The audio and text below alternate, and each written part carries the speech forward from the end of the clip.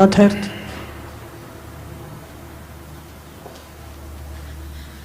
Պարոն Կարապետյան, օրերս եվրոպական լիդերները Հայաստանում էին եւ հողի վրա 3 պատերազմ բերած Նիկոլ Փաշինյանը եվրոպացի լիդերներից օգնություն խնդրեց հիբրիդային պատերազմների դեմ պայքարելու համար, ըստ ձեզ ինչու է հիբրիդային պատերազմը Փաշինյանը դարձրել քաղաքական օրակարգ եւ մյուս հարցս, պարոն Կարապետյան, ըստ էության դուք պայքարի մեջ եք մտել մի մարդու հետ, որը հանձնել է 12000 քառակուսի կիլոմետրանոց տարածքով հայրենիք եւ դա մարսել է,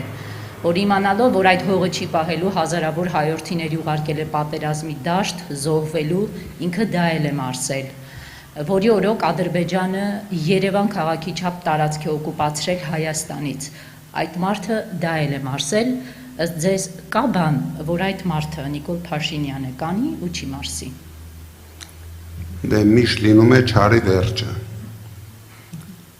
Մենք բոլորս հիշում ենք դա։ Հիմա մարսել է, հիմա չի մարսելու։ Ինչ վերաբերվում է եվրոպական լիդերներին եւ հիբրիդային պատերազմին,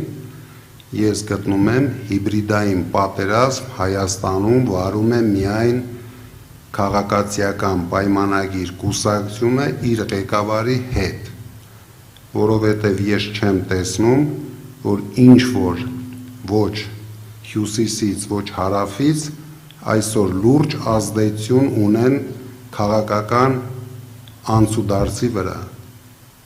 իսկ իրենք դուք տեսնում եք ամեն օր մեզ հետ վարում են հիբրիդային պատերազմ։ Եվ մեկ հարց էլ, մի անգամ երբ դուք դատարանի ներսում էիք, իսկ ձեր եղբայրը Կարեն Կարապետյանը դատարանի բակում, նա լրագրողների հետ զրույցում այսպիսի մի ձևակերպում արեց. «Բերդում լինենք, թե հացի հերթում, պայքարելու ենք մինչև վերջ»։ Կարապետյան ընտանիքի համար այդ մինչև վերջը ո՞րն է։ Մինչև